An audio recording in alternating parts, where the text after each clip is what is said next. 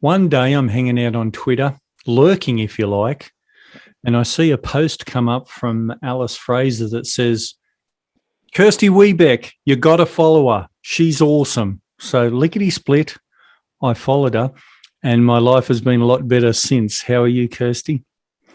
I'm very well, thank you. That's very kind of you to say. Yeah, you're having a fun time on the socials. I am. I like throwing. I throw a little bit of mud at the wall on Twitter and see what sticks. And if something's funny, it's a good marker for me to maybe work it up into a bit of stand up. You got to be in it to win it. You're a comedian, of course. Stand up. The show that everyone is talking about is Chuckasiki. Are you going to bring that one back, or are you going to do something new? Oh, Dan, it's been a big heartbreak, Chuckasiki. Yeah, sure. I had such a great season with it at the Melbourne International Comedy Festival this year, and it's probably my most loved show that I've written yet. And I was so excited to take it on the road, but I just last Friday I cancelled another rescheduled um, performance of it. I can't even think of the word. I was meant to Date? be out in Castlemaine. No, yes, that'll do. I was meant to be in Castlemaine last Friday. Had to cancel that. Just postponed Canberra, which was going to be my first time ever doing a solo in a theatre and back in my hometown as well. So I was so excited about it, and it was nearly sold out, but it's been pushed back now until March. So at the moment, I've cancelled a bunch. I'm not rescheduling them again. I think I'll do Chuckasiki in Canberra in March. I don't think I'll take something new, and that'll be it. I think that'll be a little wake for Chuckasiki, and then at Melbourne International Comedy Festival, I'll be bringing out some new work again. So yeah, I'm starting to turn my mind to a new show, which Yeah, well, you're not I'm a on bit your sad. own. It's been hard for all the performers, no matter what they're doing. But the comedy hours on Zoom, they've been very popular. I was lurking over. I seem to lurk a lot of places. The internet's a good place for it. I was at one of your comedy shows, and I seen the attendees was 400 and something the time I was there. You must be over the moon with that. Yeah, there's been an awesome response to Kirsty Webeck Zoom Comedy Hour. I am really thrilled about it. I originally started doing it, it was supposed to be a one off show.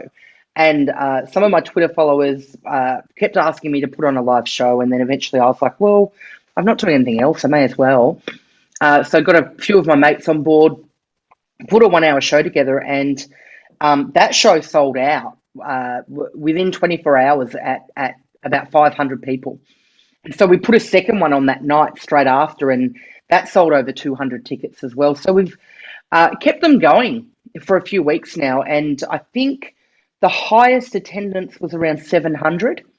Wow. And they're going great. I mean, we were doing a midweek show as well because some people were working on Fridays and couldn't come. Last Wednesday we did our last midweek show, but even those, like, they started to taper off, and last Wednesday's show had 170 in, which is actually a really great audience. Yeah. The Mikey Robbins crowd, they follow him wherever he goes.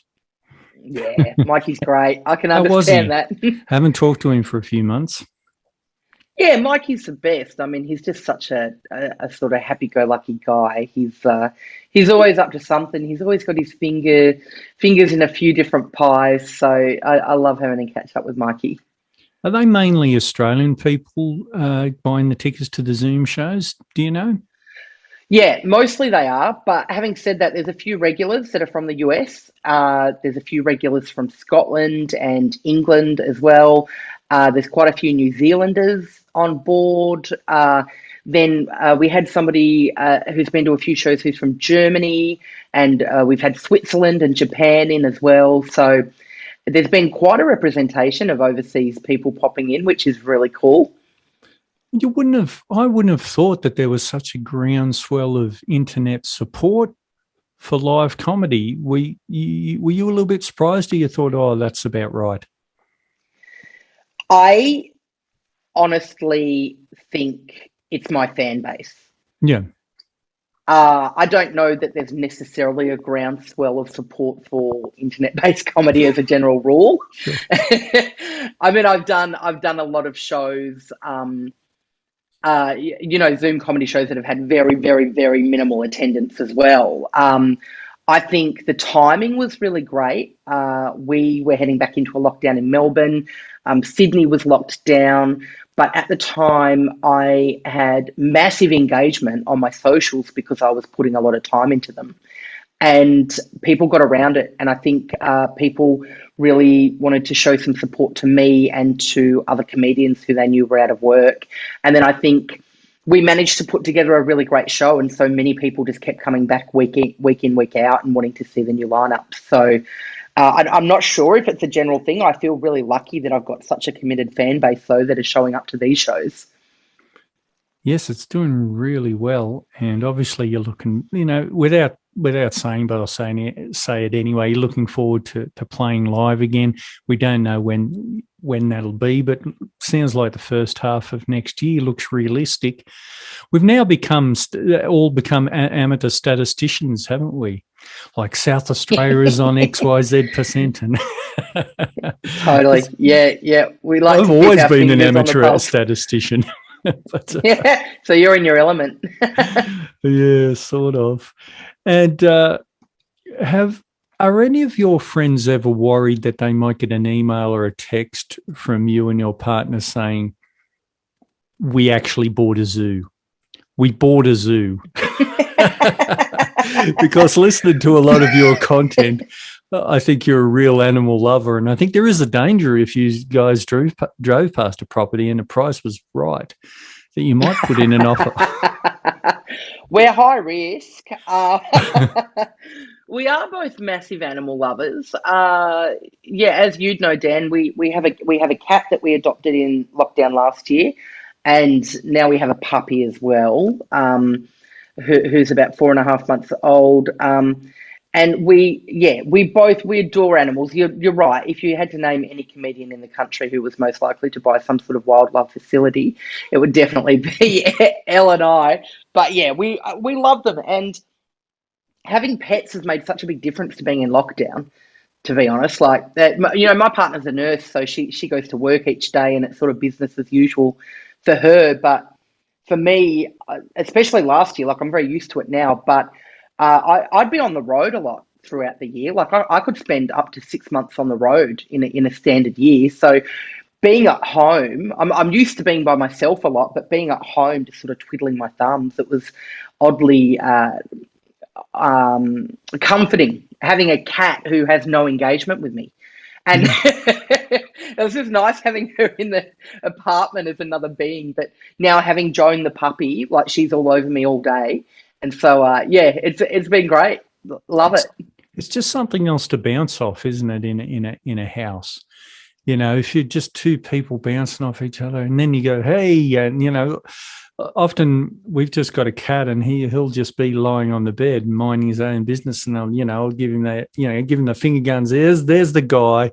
I mean, he gives you nothing back. But it's just like, you're like in your mind, it's an interaction. Keep moving on. Yeah, totally. That's right. I chat to Fergie all day and half the time she's asleep. Gosh, it's always tell people who want to get pets, I say, you'll put in a lot, but you'll get back a lot more than what you put in. They're a lot of work. The podcast looks like it's stopped. Is that right? The best? Yes, it has. Yes. So I had a podcast called The Best that ran last year. I think I did about 40 episodes of it. Yeah, it was a good amount. And yeah, I thought so as well. And I kind of wanted to end it while I was still enjoying it. Yeah. I'd had many friends who had sort of done podcasts for really long term, and I know that they'd lost the passion for it after a while, but still felt compelled to keep it going. So it was a really fun little project. It was a cool thing to engage with people over. People got really, really into it. It's still up. It's online, so people even now still go and read the whole back catalogue of episodes, listen rather to the whole back catalogue of episodes. So yeah, it was a cool thing to do. And I love making podcasts. So there's another one in the pipeline at the moment. Great. I like that you haven't got bogged down with continuing it when you didn't want to. And I also like that you didn't do 12 and think, holy hell, this is a lot of work. Stop because I felt the same way. I thought 40 was a good crack at it. Yes, it's sort of getting towards, it's getting towards the full year. And it's not for sissies podcasting. It's it's not hard work.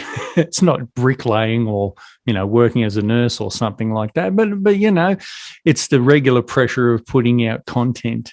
But do you like that sort of thing? Do you write a lot, or do you think, oh, I've got a good show here, I want to keep it precious? Yeah, I do. I do write a lot. And I do like having a routine and a schedule. I think it just works best for my personality, but also I think anyone who works for themselves or is in the creative arts in any way, I think if you can stick to any kind of semblance of a routine, I think it makes you a lot more productive, because it's very easy just to wake up and feel completely free. And you can just while away a day. You can just watch Netflix all day. Like, if you don't have a show this week, especially in lockdown, like ordinarily I'd work 5 nights a week and I'd try and work on jokes each day to try out on stage. But in lockdown, before I started doing the Zoom comedy hour, it was like, I don't have anything on this week. And then next week I've got 3 corporates, which I'm going to be doing old gold on because they're paying, and I'm not going to be testing new material at a corporate event. It's, you could really easily go for weeks without not picking up a pen or trying to come up with any fresh ideas. So me personally, I like to keep busy, and the podcast was actually really great for structure, because I'd talk about things on the pod and I'd write them down as I was going. I'd think, oh, actually, that's a really good stand-up premise. And just something I fleetingly said, and then I'd go away and I'd work on it later on, and then that'd be a day filled. So it was a good prompter like that. But yeah, I really enjoy having something to keep me busy regularly. So would you gather your thoughts and notes together, say towards Wednesday afternoon, or would you daily try to put them in a notepad? Probably not a physical one these days, but How do you, I do use work? a physical one. Tell us the Webeck secrets. Well, I do. I like to write in a physical notebook, as do a lot of my mates, actually. Yeah. There's something that just helps commit the ideas to memory better when you're writing it down in a notepad. But I actually keep track of. I do a lot of walking, and I get a lot of my ideas while just wandering along, like not actually properly thinking about anything. Things pop into my mind, and so I compile a lot of things in my notes on my phone, and I'll just write a little sentence to remind me, and then I'll go back later and I'll flesh it out a little bit, or I'll delete it. I'll be like, nah, that's no good. What are you talking about? But then, I regularly go back through, probably on a weekly basis. I'll go back through and I'll have a look, and I'll compile them into little lists, and I'll move them around. So at the moment, I'll move things into a folder for my new show. And then there'll be other bits where I'll be like, oh, I'll work on that later for a club set, like when we're back at the clubs or whatever. So it's an ongoing thing, and it certainly happens daily. And one of the most annoying things that I think a lot of comedians will tell you is that a lot of great ideas pop into your mind just as you're resting, about to try and go to sleep. So most nights I'll pick up my phone again as I'm about to doze off, and I'll be like, okay, this idea, blah, blah, blah, blah, blah, and I'll write a few notes down, and then I'll hit the hay. So it's great that you get these creative ideas when you're resting, but it's also like, oh, come on, just let me go to sleep. I was talking to Tim Ferguson the other day. Yes, that one. The legendary Doug Anthony All-Stars guy. And he said, he basically said no comedian can make it without hard graft. But do you know one that can make it without hard graft? Have you ever met one? Just a naturally funny, I just wondered if you've ever met one. Probably not. I mean, I don't think anyone authentically would be that. No. You might meet some young rookie comics who claim to be that. But I don't. Yeah, I agree. I don't think it's possible. At a minimum, you have to put in the stage time. So even if you're not somebody who is interested in sitting down and whittling away a bit to make it perfectly word economical to be as funny as it possibly can be, you need to do the stage time. So that's at an absolute minimum. And to become very good on stage and to learn the craft properly, you've got to spend a lot of time on stage. So that in itself is hard work. Yeah. Like in the early years, a lot of comics have to, even if they're a bit lazy on the writing side, they have to get up night in, night out to become good enough on stage to eventually be a professional. So that, that in itself is hard work. But then for most people who are professional comedians, they go the hard yards all the time to keep making those bits funnier, to keep writing a better show, to improve, to maintain their fan base. I mean, that's hard work in itself. Like, you put out a subpar show, and the following year, some of the people that saw that show last year and thought that it wasn't up to scratch for you simply won't rock up to your show. And that's how you're making your money. So, like, you have to put in the work to maintain the quality. So I agree with Tim. I just don't think that there's any successful... There's a lot of comedians who are naturally very, very funny, definitely. But you and I know that being funny is very different to being a wonderful comedian. Yeah, sure. It's a lot of craft, and you at least need to build up the like half a dozen comebacks so you don't get annihilated the first time that you're really heckled hard, right? Well, yeah, I mean, the funny thing about heckling is you just one day are ready to handle a heckler. And that comes down to the stage time thing again. It's like, even if you have a million comebacks in your mind, they might not fit at the time, or you might not feel confident enough to get one out in the moment until you've done that stage time. And I was really fortunate in that I had never really been heckled until I was working full time as a comic. And by that stage, I'd accrued thousands of hours of stage time. And so when it happened, it didn't ruffle me at all. And that's the key, is being comfortable enough on stage that it doesn't ruffle you. So you're just replying as if one of your mates has a dig at you when you're out at dinner, because you're just taking it in your stride and you're like, oh, boom. But if that had happened to me a few years earlier, I reckon I would have just frozen in place, just like, oh, why are they interrupting me? Oh, what was I talking about? Would have lost my place, would have been all flustered. But yeah, it's a funny one. That heckling definitely comes with experience, I think. Because you don't get heckled when you're out shopping or doing stuff, do you? It's very unusual. When someone says something mean to you in public, say you're trying to park a car and not doing it well. I'm not projecting on you. It might be me. And, someone says something mean, you think, oh, gosh, that's awful. What? It's quite terrible. So, that's the thick-skinned comedian. You got to have it. I better ask you about influences, because I've got no idea. I've got no idea who might have influenced you over the years. Please let us know. Yeah, that's a really good question. The interesting thing about my comedy career, I think, is that I wasn't a massive stand-up comedy fan before I became a comedian.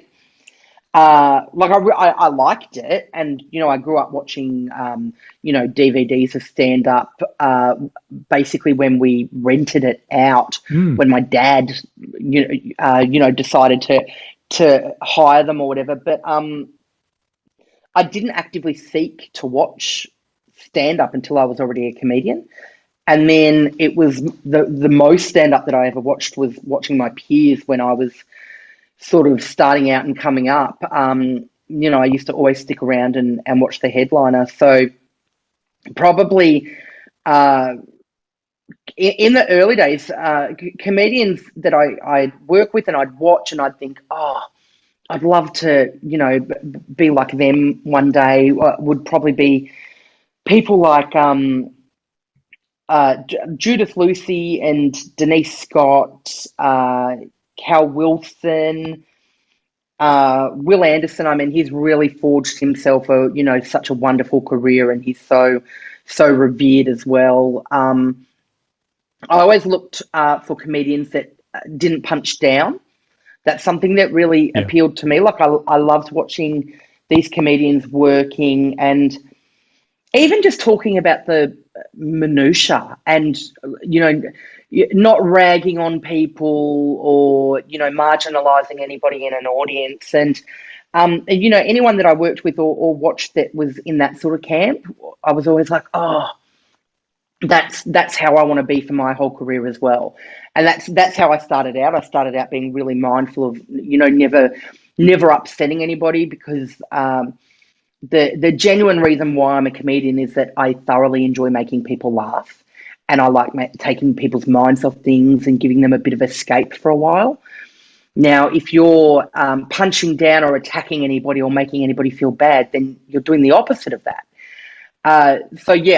Cal Wilson, she's now a very good friend of mine, and watching her work when I was starting out and hearing her, either just talking about cats or, a story about her son or whatever, there was never any malice in anything that she ever said. And it was, it was never subversive, and there's nothing wrong with subversive comedy. It's often some of the cleverest comedy when it's done in the right way, but sometimes it can be, sometimes it can be a little bit too edgy. And so, working with Cal when I was starting out was very influential. I was always like, I want to be able to tap into wordplay and be a light, positive influence on people when they, buy a ticket to come and see me.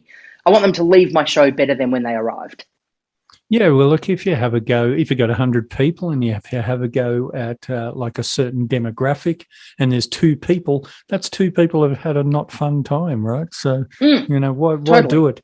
It doesn't work.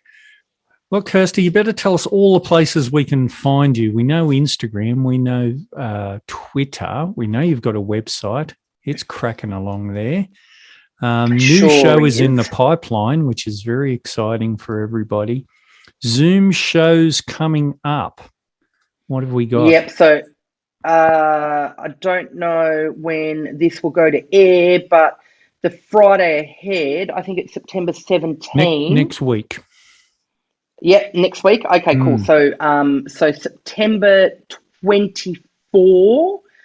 That show is Sammy Shah, Michelle Brazier, who's done a lot of work with Annie Donna, and also Harley Breen, who's currently has a TV show out called Making It with Susie Youssef. So that's a very exciting lineup. That'll be a really fun one. Like you said, I'm on all social media. It's just at Kirsty Webeck.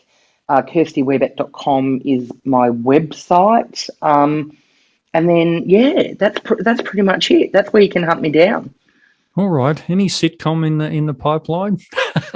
I have an idea. You have an idea. Look, I do. Can you give us don't give us the long log line, just give us the little line so no one steals it on you. Oh, it's so tricky, isn't it? It's all right. It's centered around an apartment complex. There you go. That's very loose, because then you'll be thinking Melrose Place, Secret Life of Us. That's not giving away any of the actual plot lines. But yeah, I've had it in the pipeline for a couple of years now, and I've just started working on a bit of a treatment for it. So lockdown's been good in that respect. I've had the time to have a little bit of a think about that. You've obviously got regular residents, you've got people coming and going, you've got service providers coming. Hey, this is going to be a hit. I'm not stealing it. Oh, no, fingers crossed. No, I mean it. Thanks so much, Kirsty Webeck, for chatting to us. And we hope that we'll chat to you another time. Thanks so much for having me, Dan. I appreciate it.